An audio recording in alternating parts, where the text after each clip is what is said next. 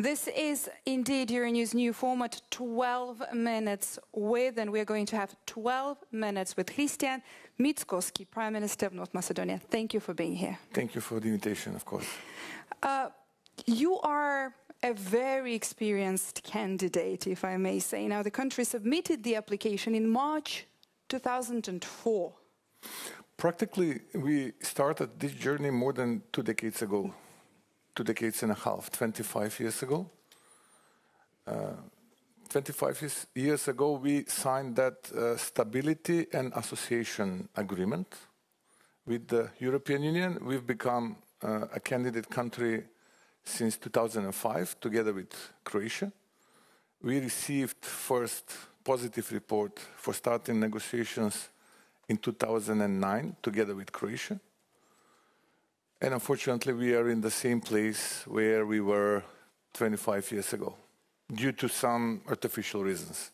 Not because of the Copenhagen criteria, not because of the fulfilling some objectives, but because of some artificial disputes, such are our national flag, our national name, our country name, change of constitution this, change of constitution that.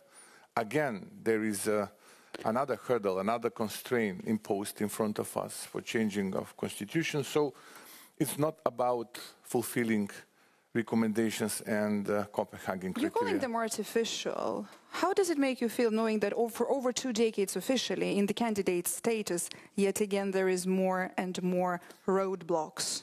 We do believe that our future is in European Union. We are a part of European continent, and we do believe that integration of Western Balkans in EU means added value for EU itself, and this means reunification on a sort of way of European continent.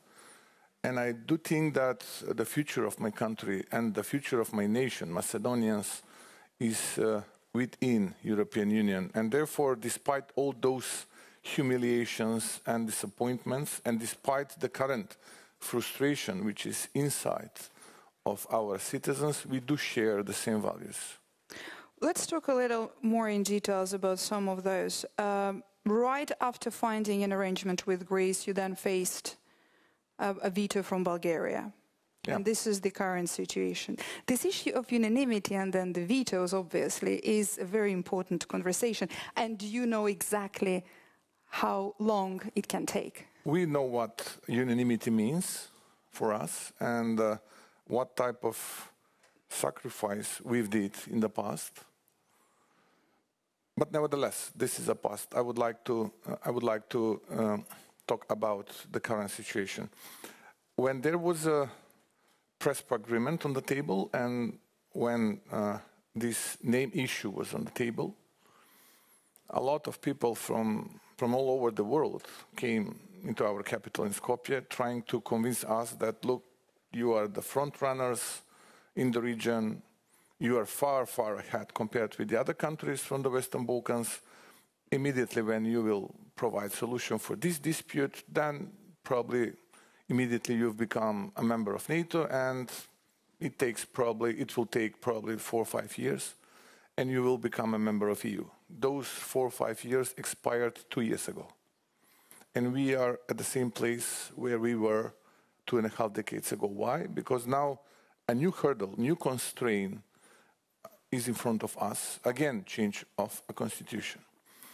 We need to add into the preamble of our constitution, which is a descriptive part of our constitution, a part of Bulgarian people which are living in our country. And according to the last census data, we are talking about a couple of hundred people. We are not talking about millions. We are not talking about hundreds of thousands of people. We are talking about literally a couple of hundred people, which declared during the last census that their mother tongue is Bulgarian language. But however, citizens of my country, full of frustration, are asking me, okay, Prime Minister, what is now? What is now the problem? Why we need to change our constitution again? Okay, if we do this, this will be the last one, or probably there will be some additional in the future. Why we need to bring a couple of hundred citizens of our country into our constitution? We're talking about violation of someone's human rights. Who we are politicians to judge whether someone's rights being violated or not? We can only misuse that issue. The real institution which is judging whether someone's rights being violated or not is in Strasbourg. And what European Court for Human Rights says during the last couple of years, 14 times in a favor of Macedonian community in Bulgaria and 0 times in a favor of Bulgarian community in my country. So, then there is another question, additional question. Why we should change our constitution then? Why we are not talking about Macedonian community in Bulgaria? What about their human rights? What about their human rights because they are not allowed to register non-governmental organization? We're not talking about change of Bulgarian constitution. We're not talking about a sort of reciprocity. We're talking about registering non-governmental organization. And what we are saying, okay, the best corruptive government in Europe accepted that deal to change constitution, suspending the parliament in my country, suspending the voice of the parliament in my country, and they are now in the history. There is a new government, and this new government is saying, okay, those guys, those ladies and gentlemen, accept it. But what about international law? What about resolution that is protecting human rights in the countries which are in the perimeter of European Union? How do you communicate that specifically with this community? How do you build this dialogue with them? Trying to convince them, probably, or explain it to them.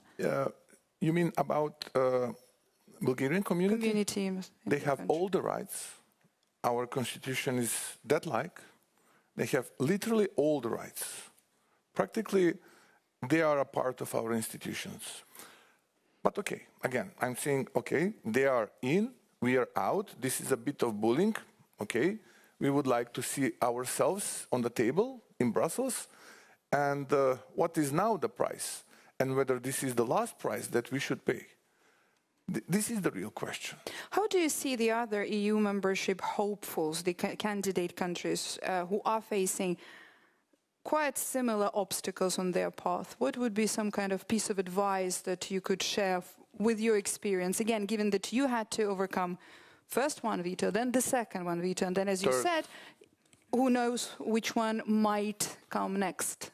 I can't remember similar case. Maybe in the past that was a dispute between Slovenia and Croatia. In the meantime... There is a certain veto happening now with the candidate countries, as we've heard with the president of Ukraine. No, I'm talking about the past. About the current situation, I'm not surprised. I'm not surprised that the similar situation will occur in the future. Because if someone is witnessing that this veto tool works, then we should apply the same recipe. Why not? Because if someone dares to bully someone else who wants to join the club, why the others should be silent? This is not normal. If we are accepting that principle once, then this principle will destroy all the values developed by De Gasperi, Schuman, and Adenauer when this organization was developed. So, the European Union itself should ask themselves what we are doing. What we are doing with this unanimity. And is it according to the principles and values based on which we've been developed?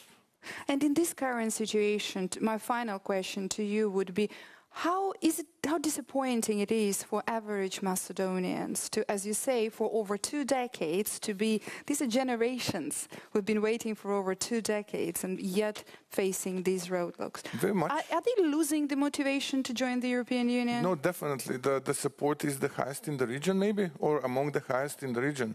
I'm working as a professor and teaching mechatronics. For me, it was in my previous life. Now I'm the prime minister for almost a year and a half. But I was very sorry when I was witnessing how my students are willing to depart from the country. Why? Because simply they were missing hope. They felt hopeless. And most of them are living now in the European countries, in the EU countries.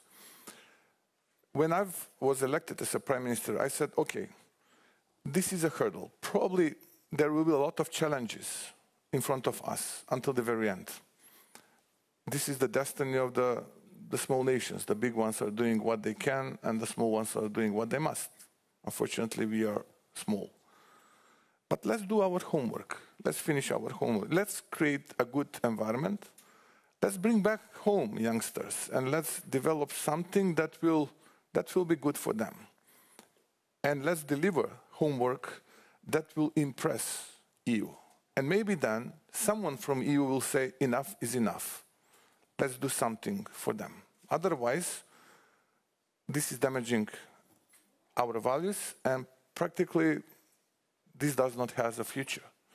And that's why I do believe that we need to finish our homework, and we are delivering, since we were elected as a government. Thank you very much. We'll have to wrap it up here. Thank you for this experience and for sharing it with us here for the enlargement talks. That was 12 minutes with Prime Minister of North Macedonia, Mickoski. Thank you. Thank you for the invitation.